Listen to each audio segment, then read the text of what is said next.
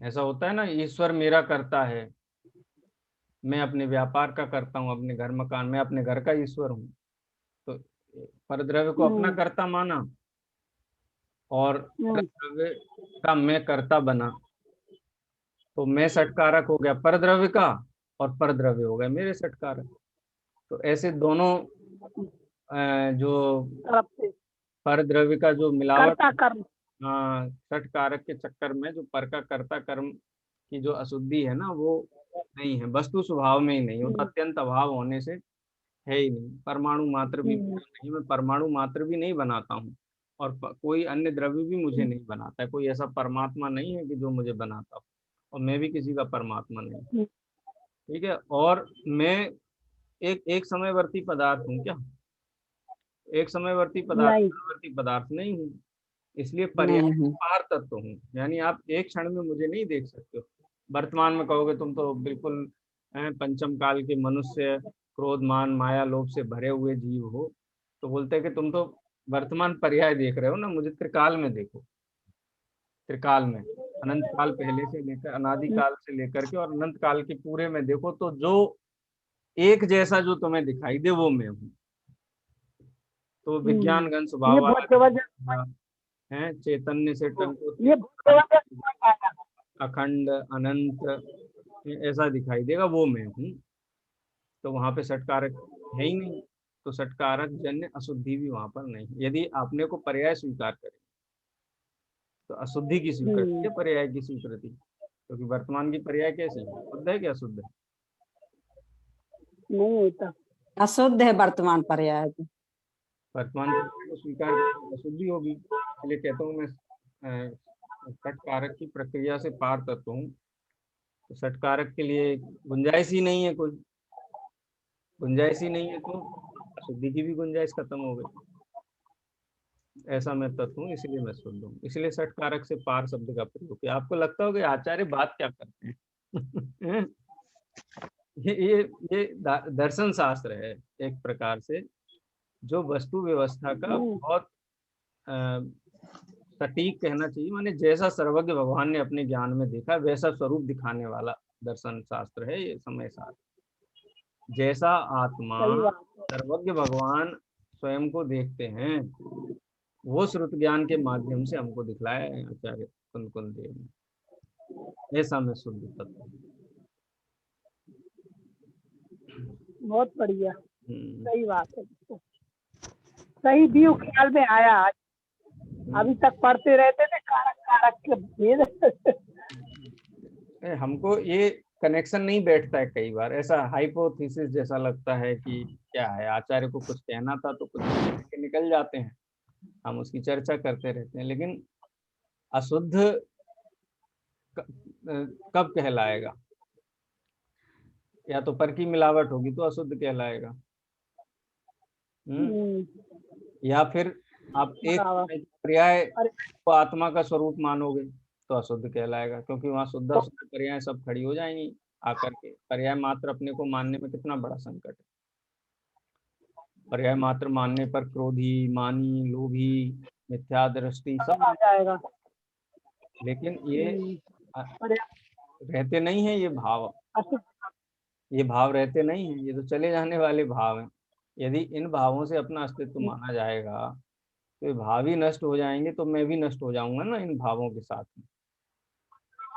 भाव को अपना माना जाए कि जो सर कभी नष्ट ही नहीं होता। सर हम्म, सर फिर ऐसा कहते हैं ना, शास्त्रों में कहते हैं कि आत्मा स्वयं करता है, करण है, संपदान है, अपादान है ये। हाँ, वहां स्वयंभूपना दर्शाने के लिए, वहां जब पर द्रव्य को कर्ता कहा जाए, माने पर्याय का कर्ता कौन है, तो वहां स्वयंभूपना खड़ा करते हैं। वहां देखो, पर द्रव्य की अधीनता हाँ हाँ नहीं का नहीं सही निषेध करने के आ रहा लिए हूँ। जब बात की जाती है तो षटकारक स्वयंभू शब्द का प्रयोग किया जाता है। और जब दृष्टि के विषय की बात होती है तो वहां पर्याय की बात ही नहीं है, तो षटकारक की बात अपने आप ही लुप्त हो जाती है। वहां दृष्टि के विषय में स्वयंभूपना नहीं है, क्योंकि वहां भू माने उत्पन्न होना, भू शब्द का अर्थ ही है, संस्कृत का शब्द है भू, धातु माने होना।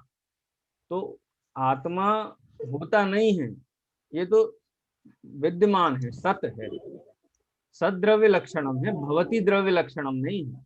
जो हो वो द्रव्य नहीं, हाँ जो सत है माने जो हुआ नहीं कभी और कभी होगा नहीं, जो है बस, जो हुआ या जो होगा वो द्रव्य नहीं है।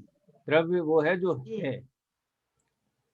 इसीलिए तो कारक स्वयं चक्र, है, वो पर्याय की अपेक्षा से कहा जाता हाँ, है। कारक माने कारक का भेद ही पर्याय वाला है ना। द्रव्य में कारक कैसे घटित हाँ करोगे? कोई ना कोई कार्य होगा तभी ढूंढा जाएगा ना। घड़ा बनेगा तो पूछेंगे किसने बनाया हाँ है? जब कुछ निश्चित कार्य में। होगा तो कर्ता कर्म करण संप्रदान अपादान अधिकरण ढूंढे जाएंगे। लेकिन आत्मा कार्य नहीं है, ये तो द्रव्य है। कार्य शब्द पर्यायवाची है, पर्याय का, पर्याय का समानार्थी कार्य। आपने पढ़ो उसमें पर्याय के लिए कितने शब्दों का प्रयोग हाँ किया गया है शास्त्रों में। कारक कहो, कार्य कहो, क्रिया कहो, हालत, अवस्था, दशा, पर्याय अथवा क्रमवर्ती गुण, बहुत सारे शब्दों का प्रयोग किया गया है। तो कारक का प्रयोग ही पर्याय के अर्थ में होता है। अच्छा मतलब जहां ठीक है। पर्याय भेद को स्वीकार किया जाए तभी कारक खड़े होते हैं। जहां पर्याय भेद को ही स्वीकार नहीं करेंगे तो कारक का क्या काम है वहां। चलिए बराबर। चलिए आगे ये भी पढ़ लेते हैं अभी, निर्मम वाला भी। ये सरल है अपेक्षाकृत, ये आपको समझ में आएगा। समझ में माने ममता रहित हूँ। ममता माने क्रोध, मान, माया, लोभ, हास्य, रति, अरति, शोक, भय, जुगुप्सा, स्त्री वेद, पुरुष वेद, नपुंसक, जो विकारी भाव हैं ये मेरे स्वभाव में नहीं है।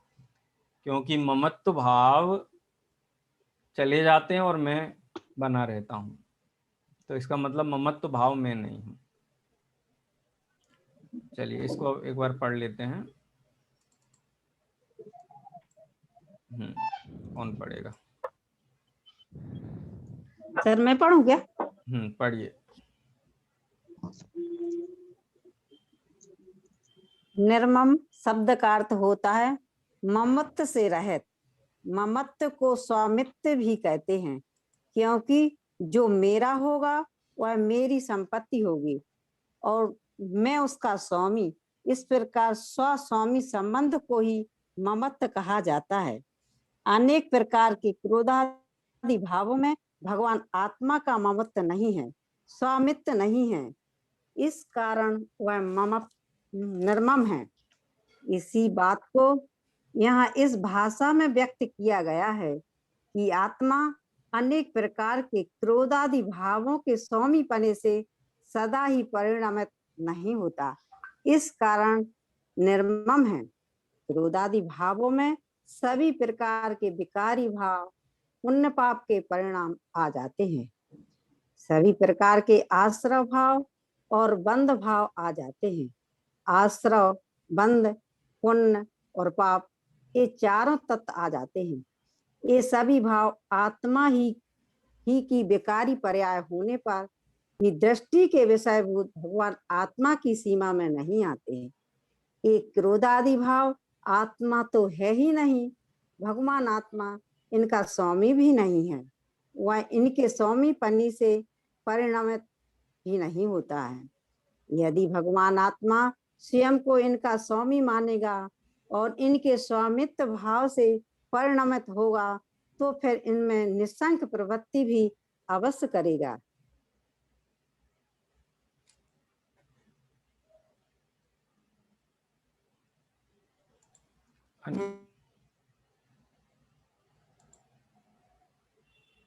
अनम्यूट करिए जी।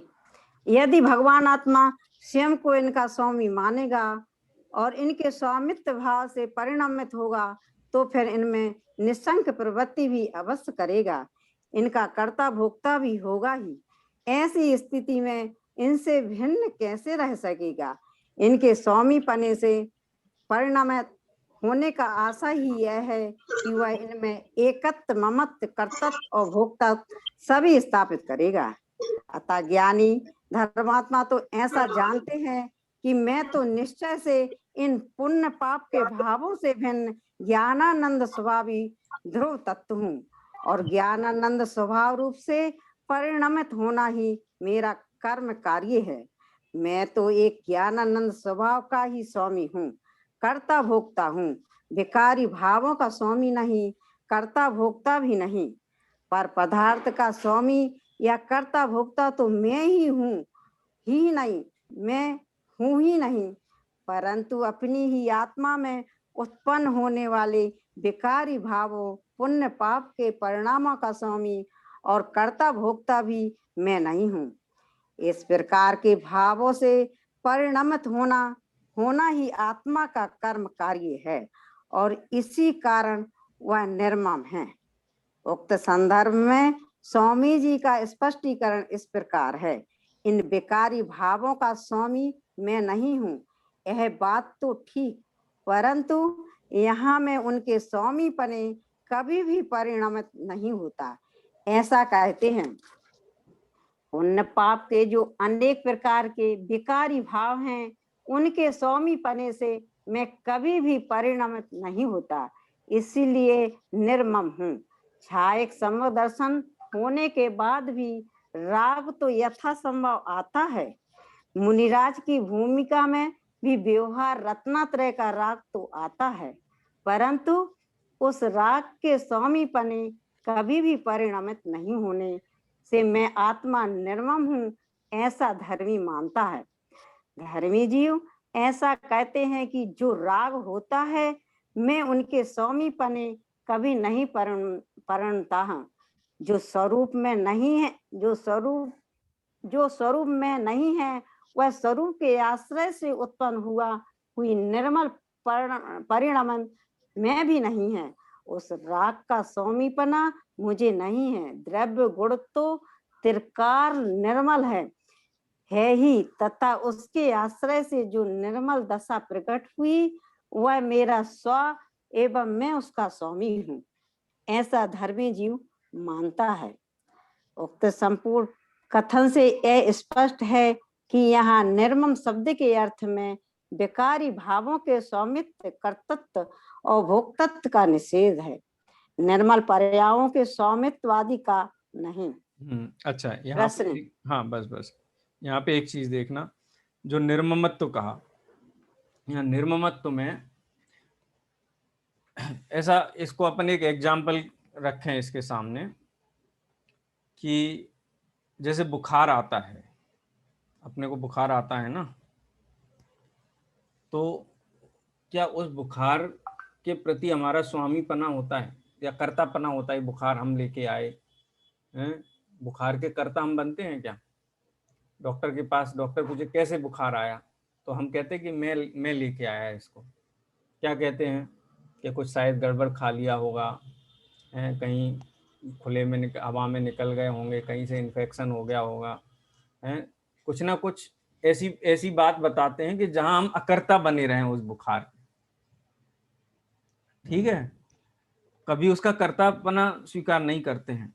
और ये बात भी परम सत्य है कि बुखार कोई पत्थरों में नहीं आता है, दीवार घर मकान में नहीं आता है, वो इसी असमान जाति पर्याय में आता है जिसे हम अपना मानते हैं। लेकिन उस बुखार के स्वामी होकर के क्यों नहीं परिवर्तित? क्या कारण है इसका? आराधना दीदी, बुखार के स्वामी होकर के क्यों परिणमित होते हैं? क्योंकि पता है कि बुखार के कर्ता, बुखार उसमें का अपनापन कर्ता मैं नहीं, क्योंकि उसे अपना नहीं मानती, अपना नहीं माना है। वैसे तो 74वीं गाथा में इसका विस्तार आने वाला है, लेकिन वो बुखार हितकारी नहीं है मेरे लिए, ठीक है जी। और वो मेरा स्वभाव नहीं है। भले ही जैसे पीपल में लाख उत्पन्न होती है, लेकिन वो लाख पीपल को सुखा देती है, माने नष्ट कर देती है पीपल को। ऐसे ही ये बुखार भले ही मुझ में उत्पन्न हुआ है, लेकिन मैं इसका स्वामी नहीं हूँ। ऐसे ही क्रोधादि भाव भले ही आत्मा में उत्पन्न हुए, उद्गल में उत्पन्न नहीं होते हैं, धर्म अधर्म आकाश काल इन द्रव्यों में उत्पन्न नहीं होते हैं, भले ही पर के लक्ष्य से उत्पन्न होते हैं, लेकिन उत्पन्न तो आत्मा में ही होते हैं। ये भाव त्रैकालिक नहीं है ज्ञान स्वभाव की तरह, और ज्ञान स्वभाव की तरह उपकारी भी नहीं है, अहितकारी हैं, नुकसान पहुंचाने वाले हैं, दुख पहुंचाने वाले हैं। तो ज्ञानी जीव को जब इनका विशेष अंतर माने भेद विज्ञान हो जाता है, तो होते हुए रागादि भाव का भी स्वामीपना अपनी श्रद्धा में स्वीकार नहीं किया। अज्ञानी तो बनता है स्वामी उनका, तन उपजा रागादि प्रगट जे दुख देन तिन्हीं को सेवत गिनत चैन। लेकिन ज्ञानी जीव तो पहचान लेते हैं, यह राग आग दहे सदा समामृत से ये। तो वो राग की जाति को पहचानते हैं, इसलिए राग को अपने स्वभाव में स्वीकार नहीं करते। जो बीमार आदमी है वो उस बुखार की प्रकृति को पहचानता है कि ये सर दुखाएगा मेरा, मेरे को भूख नहीं लगेगी, मुझे कमजोरी आएगी, मैं कुछ काम नहीं कर पाऊंगा जब तक ये बुखार रहेगा, माने मैं सहज नहीं रह पाऊंगा।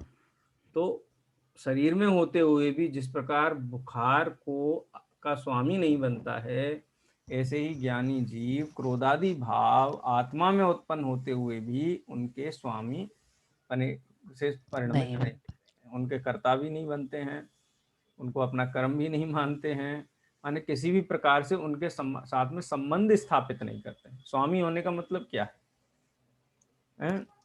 संबंध, किसी प्रकार का संबंध स्थापित करना। तो धर्मी जीव भी जिनको राग होता है, अज्ञानी जीव राग का कर्ता बनता है। कर्ता बनता है इसीलिए तो अज्ञानी है। अज्ञानी जीव बनता है माने अज्ञानी इसीलिए अज्ञानी है क्योंकि वो ऐसे भावों का कर्ता बनता है जो उसका त्रिकाल स्वभाव नहीं है और जो उसके लिए अहितकारी। और ज्ञानी पहचानता है उसको, इसीलिए ज्ञानी है। उसके ज्ञानी होने का कारण यही है ना कि वो हित अहित को पहचानता है। ज्ञानी जीव सयाना होता है, अज्ञानी जीव भोला होता है, मूर्ख होता है। क्यों? क्योंकि जो नुकसान करने वाली चीज है उसको अच्छा मानता है, और ज्ञानी वो है कि जो नुकसान करने वाली चीज है उसको पहचानता है, इसलिए उससे दूर रहता है। और नहीं दूर रह पाता है तो प्रयास करता है दूर रहने का, कम से कम उसको हितकारी तो नहीं मानता, इसलिए वो ज्ञानी है। तो ये निर्मम दृष्टि का विषय निर्मम आत्मा क्यों है? इसलिए है।